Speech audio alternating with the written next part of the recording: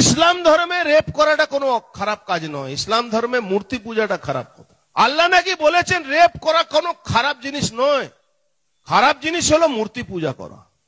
আপনারা ভাগ্যশালী আছেন, আপনারা এখানে হিন্দু বহু সংখ্যক মানুষ বসবাস করেন। বিজেপি এই আরএসএস এরা হচ্ছে ফ্যাসিবাদী সম্পূর্ণরূপে, সেই জন্য এই সমস্ত কথাবার্তা তারা বলে যে গোটা পৃথিবীতে ধর্ষণ ফ্রি সিটি কোথায় আছে? ধর্ষণ ফ্রি সিটি হচ্ছে মক্কা, ধর্ষণ ফ্রি সিটি হচ্ছে মদিনা। তাহলে ইসলামকে যদি জুড়ে থাকেন উনি যে মুসলমানরা হচ্ছে ধর্ষক, তাহলে মক্কা কেন ধর্ষণ ফ্রি সিটি হলো, মদিনা কেন ধর্ষণ ফ্রি সিটি হলো?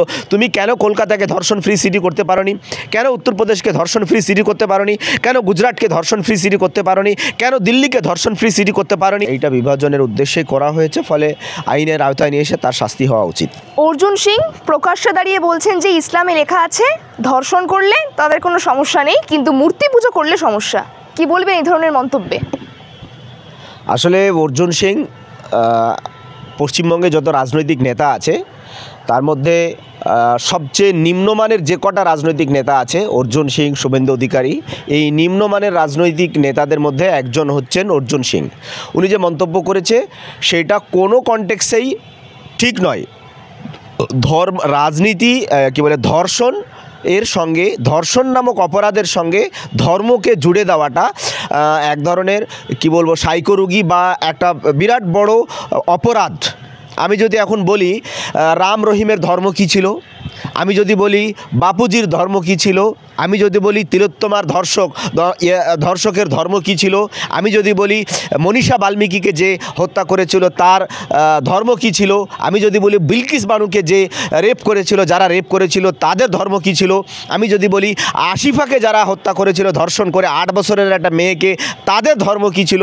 ফলে ধর্ষকের ধর্ম খোঁজাটা সম্পূর্ণরূপে অন্যায়। এইটা একটা কি বলবো পরিকল্পনা মাফিকই এরা ধর্মর খুঁজে থাকে, এইটা নিম্নমানের পরিচয় দিয়েছে। আমরা ধিক্কার জানাই। ধর্ম আর ধর্ষক এইটাকে একভাবে মেলানো উচিত নয়। কোনো ধর্ষকেরই ধর্ম হয় না বলে মনে করি। ধর্ষকের শাস্তি হতে হবে মৃত্যুদণ্ড। যদি ধর্ষককে মৃত্যুদণ্ড দেওয়া যেতে পারে, তাহলে অন্য একটা ধর্ষক আবার ধর্ষণ করার জন্য সাহস পাবে না, অন্য একটা নারীকে নিরাপত্তা দেওয়া সহজ হবে। উনি যে ধর্মের কথা বলছেন যে ধর্ষকরা ওই ধর্মের মানুষ হয়, আমি যদি বলি যে গোটা পৃথিবীতে ধর্ষণ ফ্রি সিটি কোথায় আছে?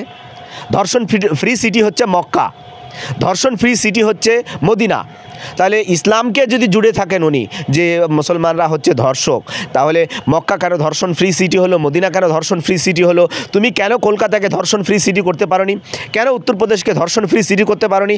কেন গুজরাটকে ধর্ষণ ফ্রি সিটি করতে পারোনি? কেন দিল্লিকে ধর্ষণ ফ্রি সিটি করতে পারোনি? কেন আজকে গোটা ভারতবর্ষের মধ্যে ধর্ষণে 1 নম্বরে উত্তরপ্রদেশ আছে?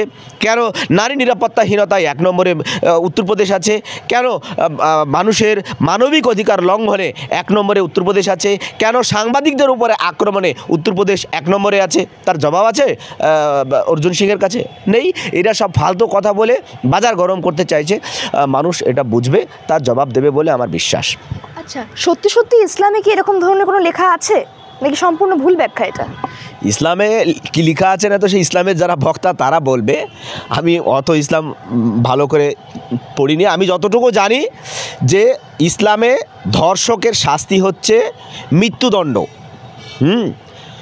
পৃথিবীর প্রত্যেকটা ধর্মেই আমার বিশ্বাস, কোনো ধর্মে ধর্ষককে মানে ইসলাম বলে নয়, পৃথিবীর কোনো ধর্মেই ধর্ষককে কোনো সময় সেভ দিতে পারে না। ধর্ষকের যে শাস্তি সেটা প্রত্যেকটা ধর্মেই ধর্ষকের জন্য কঠোর শাস্তির কথা বলা হয়েছে, পৃথিবীর কোনো ধর্মে নয়। এইটা ইন্টেনশনালি বলছে উনি। এই ধরনের মন্তব্য কি ধর্মীয় বিভাজন তৈরি করতে, রাজনৈতিক উদ্দেশ্য প্রণোদিত করার জন্য ব্যবহার করা হচ্ছে? ওরা জানে না যে এই সমস্ত মন্তব্য করে ধর্মীয় বিভাজন বাড়বে না, তো তার নিজের ধর্মের আরও ক্ষতি হবে। ও যে ধর্মের সঙ্গে বিলং করেন সেই ধর্মেরই ক্ষতি হবে। হ্যাঁ, এইটা মানে এক ধরনের পাগলামি, এইটা এক ধরনের মূর্খামি ছাড়া এই ধরনের মন্তব্য করা উচিত নয়। যারা এই ধরনের মন্তব্য করছে ইন্টেনশনালি করছে পশ্চিমবঙ্গে রাজনৈতিক ফায়দা নেওয়ার জন্য, কিন্তু এটা বুমেরাং হবে এবং তাদের ক্ষতি হবে, এটা 100% গ্যারান্টি। আরেকটা বিষয়ে মঞ্চে দাঁড়িয়ে অর্জুন সিং চিৎকার করে বলেছেন যে আপনারা খুব ভালো, যে আপনারা খুব লাকি যে আপনারা হিন্দু। তাহলে কি মুসলিম হওয়া পাপ এখন? এটা ধর্মীয় বিষয় সবগুলোই, যদিও হ্যাঁ, গোটা পৃথিবীতে হিন্দু কত আছে আর গোটা পৃথিবীতে মুসলিম কত আছে, তাই যদি বলি তাহলে কোনটা পাপ আর কোনটা পুণ্যি, এই পাপ পুণ্যের বিচার অর্জুন সিং আর হাকিকুল ইসলাম কেন করতে যাবে? এই পাপ পুণ্যের বিচার যেখানে হবে, আমাদের ঈশ্বর আল্লাহ ভগবান যারা আছে তারা পাপ পুণ্যের বিচার করবেন। এই পাপ পুণ্যের বিচার করার জন্য অর্জুন সিংয়ের কাছ থেকে কাউকে শিক্ষা নিতে হবে না। পাপ পুণ্যের বিচার করার জন্য সেই রকম উপযুক্ত প্লেস আছে, সেখানে বিচার হবে। তাহলে কি বিজেপি শুধুমাত্র এই হিন্দু মুসলিমদের মধ্যে বিভাজন তৈরি করার জন্য মন্তব্য বের করে মানুষকে উস্কানি দেন? বিজেপির উৎপত্তি হয়েছে উগ্র জাতীয়তাবাদ, উগ্র ফ্যাসিবাদকে এস্টাবলিশ করার জন্য। যে পৃথিবীর যে সমস্ত দেশে উগ্র ফ্যাসিবাদ প্রতিষ্ঠিত হয়েছে, সেই সমস্ত দেশে অন্য ধর্মের মানুষ ক্ষতিগ্রস্ত হয়েছে। জার্মানিতে উগ্র ফ্যাসিবাদের জন্ম হয়েছিল, তার বিরাট বাড়বাড়ন্ত হয়েছে। সেখানে কারা ক্ষতিগ্রস্ত হয়েছে যদি আপনি দেখেন, তাহলে ইহুদি জাতি ক্ষতিগ্রস্ত হয়েছে জার্মানির কনটেক্সটে।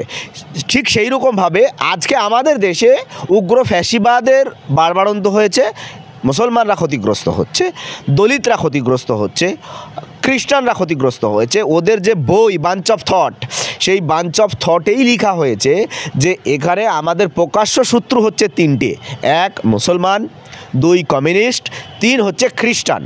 ফলে এরা সমস্ত জায়গায় এই ফ্যাসিবাদী চিন্তাভাবনার যারা মানুষ, ফ্যাসিবাদ সবসময় মানুষকে বিভাজন করে, মানুষের মধ্যে দূরত্ব তৈরি করে রাজত্ব করতে চায়।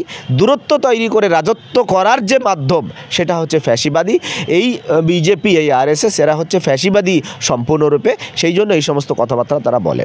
একেবারে শেষ প্রশ্ন করব, এই যে অর্জুন সিংয়ের মন্তব্য ইসলাম এবং মুসলিম ভাবাবেগকে আঘাত করেছে, তাহলে কি ধর্মীয় জ্ঞানহীনতা, অজ্ঞতা এবং মূর্খমির পরিচয় দিয়েছে অর্জুন সিং?